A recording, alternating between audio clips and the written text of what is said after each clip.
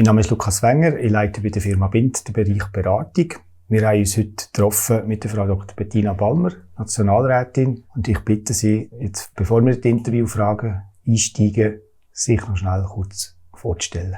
Ja, eben. Mein Name ist Bettina Balmer und ich bin für die FDP im Nationalrat seit 2023. Beruflich bin ich Kinderchirurgin am Universitätskinderspital Zürich. Seitdem ich politisch so engagiert bin, arbeite ich in einem Teilzeitpensum auf der Notfallstation. Politisch sind meine Schwerpunkte in der Gesundheitspolitik, aber auch als Kommissionsmitglied von der Kommission WBK Wissenschaft, Bildung und Kultur auch in diesen Bereichen vorhanden. Außerdem bin ich noch Präsidentin von der FDP Frauen Schweiz. Freut uns sehr, dass wir mit Ihnen einen Augenblick uns austauschen über das Gesundheitswesen. Das ist, wie man es gehört hat, ein grosser Teil von Ihrer Persönlichkeit, beruflich, aber jetzt auch politisch, wo das einnimmt. Wir haben uns Gedanken gemacht zum Thema Public-Private Partnership.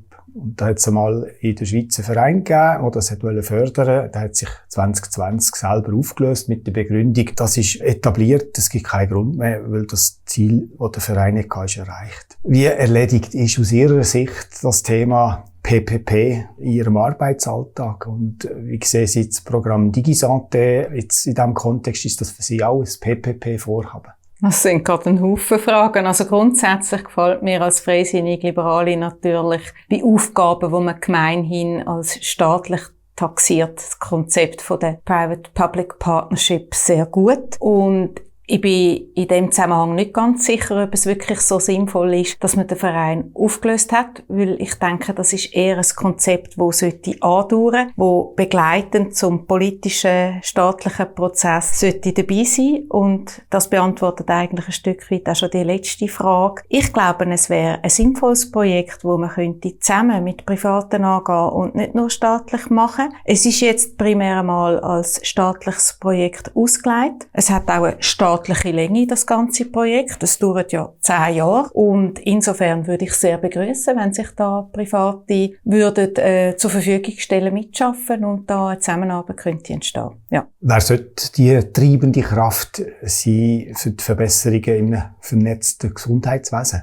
Eher der Staat oder eher die Privaten? Im Bereich zum Beispiel von der Haltung und vom Austausch von Gesundheitsdaten. Kooperation stationär ambulant, wo man verbessern könnte. Die Informatik vernetzen, mehr Interoperabilität von den Systemen, Prävention, Patienten einbeziehen und nicht zuletzt auch noch sparen. Eher Staat oder eher Privat? Wer sollte da beitragen? Also wenn wir all die Probleme gelöst hätten, dann wären wir schon extrem weit im Gesundheitswesen. Also das sind, glaube ich, auf einen gebracht alle grossen Baustellen, die wir im Moment überlegen sind. Und grundsätzlich sind Bottom-up-Initiativen aus meiner Sicht immer viel besser, als wenn es top-down reguliert wird. Und insofern auch da mehr privat vor Staat. Aber das Gesundheitswesen, das hat man mal beschlossen, es gibt eine obligatorische Krankenversicherung. Ich finde, das ist auch anständig, dass man schaut, dass alle Zugang haben zum Gesundheitswesen. Und insofern ist es halt auch keine rein private Situation, sondern etwas, wo der Staat durchaus beteiligt ist. Aber ich sehe ihn ganz klar als ein von vielen Player und nicht als der alleinige Player. Also da habe ich dann eine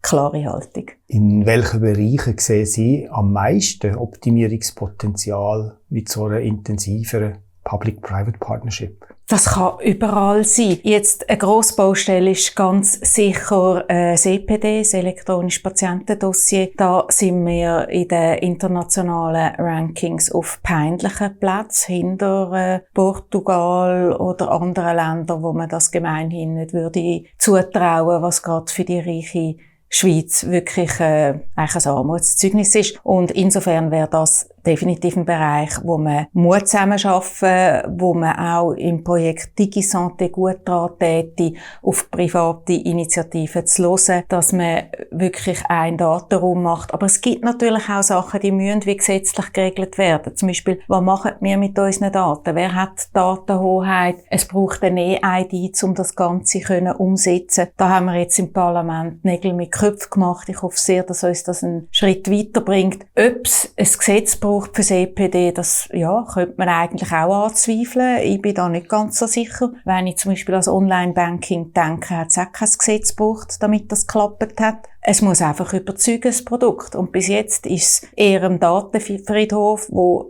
den Ärzten sehr viel Arbeit macht und Patienten den Nutzen nicht recht sehen. Und solange man so ein Konzept hat, funktioniert es einfach nicht. Ich bin umso mehr froh, dass wir jetzt doch da und dort und eben auch aus dem privaten Bereich Initiativen haben, wo versucht wird, dass das Ganze eine Entlastung ist, wo man Verknüpfungspunkte macht, Schnittstellen, um die x verschiedenen Systeme, die man hat, wenn man halt auch privat unterwegs ist, miteinander zu verbinden. Und ich glaube, das sind die wichtigsten Punkte, zum Weiterkommen. Und wenn der Bund da ein bisschen Druck machen will, dann schadet das sicher nicht, aber mit Druck allein haben wir noch nie etwas Gutes hervorgebracht. Ganz konkret jetzt aus dem Bereich E-Medikation, da scheinen alle Grundlagen vorhanden zu sein. Es gibt Standards, es gibt einen E-Mediplan. Medikationen sind digital abgebildet in den Kliniksystemen, in den Praxissystemen und alle scheinen auf den Nutzen zu warten. Eine Eintrittsmedikation bedeutet Aufwand, den man senken kann, weniger Nachfragen zwischen den verschiedenen Organisationen. Man könnte auch mehr Interaktionschecks machen, wenn man eine gute Datenbasis hat. Trotzdem ist in der Schweiz der Teil von der Digitalisierung im Gesundheitswesen noch nicht da. Was könnte PPP da beitragen? Wenn Sie ein überzeugendes Produkt aus der Privatwirtschaft haben, wo zu einem Preis an die Kliniken verkauft werden, wo der Nutzen in der kürzesten Zeit wieder eingespielt wird, dann wird Ihnen niemand da ein Produkt ausschlagen. Das Problem ist im Moment einfach tatsächlich, dass die Spitäler extrem schlechte EBITDAs haben. Also sie machen Verlust, gerade Kinderspitäler, das ist gemeinhin bekannt. Und in so einer Situation dann im grösseren Stil zu investieren. Und da muss man muss ja auch das Personal schulen, zeigen, wie das funktioniert, umstellen. Das ist auch immer mit Veränderungen verbunden, das kostet auch. Also es ist ja nicht nur der Preis, wo man es ankauft, sondern auch das ganze Learning hinten dran. Das muss so sein, dass man es in der kürzesten Zeit selbsterklärend integriert hat. Und es muss wirklich eine grosse Zeitersparnis sein. Und dann kommt noch der verbreitete Irrtum obendrauf, dass, wenn man es ja schriftlich hat, dass es das stimmt. Aber es ist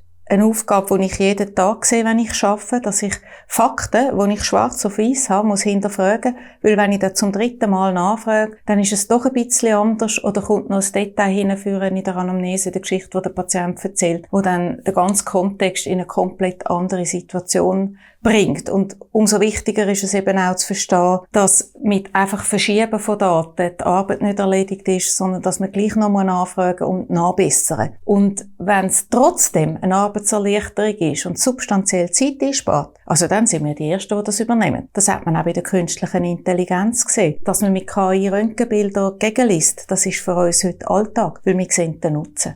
Ihr habt es voran schon erwähnt, das elektronische Patientendossier, das im Stocken ist und nicht so richtig vorankommt. Was könnte denn PPP noch konkret zum besseren Erfolg vom EPD beitragen? Das ist ein bisschen eine Huhn-Ei-Frage. Also es ist ein bisschen die Frage, tut man zuerst ganz viel Patientendossier eröffnen, damit man eine kritische Menge hat und es sich nachher lohnt, die entsprechenden Programme zu etablieren und man dann auch wirklich einen Profit hat?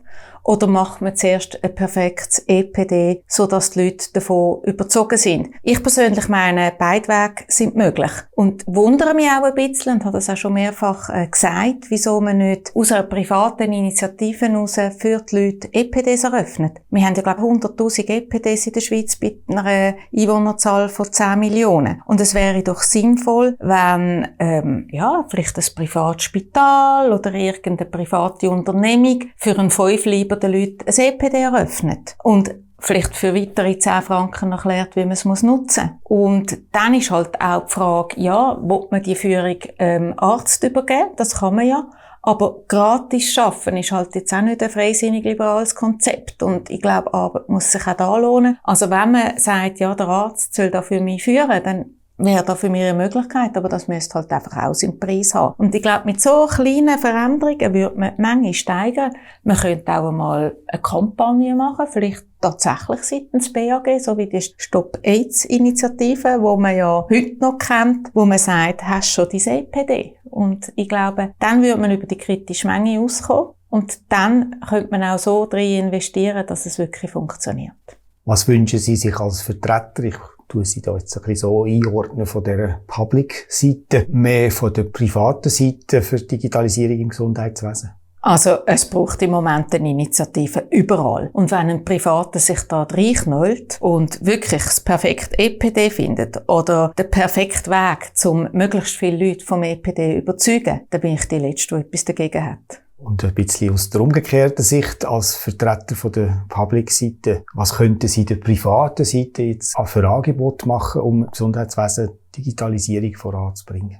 Ja, man könnte zum Beispiel eine Kampagne starten, die Private machen, um den Leuten den Nutzen aufzuzeigen. Man könnte die Schnittstellen vom EPD, weil an dem mangelt es ja vor allem, übergeben an private Firmen. Man könnte die Tools innerhalb vom EPD mit KI so verbessern, dass der Nutzen wirklich auf den ersten Blick erkennbar ist. Also da gibt es einen Haufen Möglichkeiten. Vielen Dank für das Interview und die spannenden Aussagen.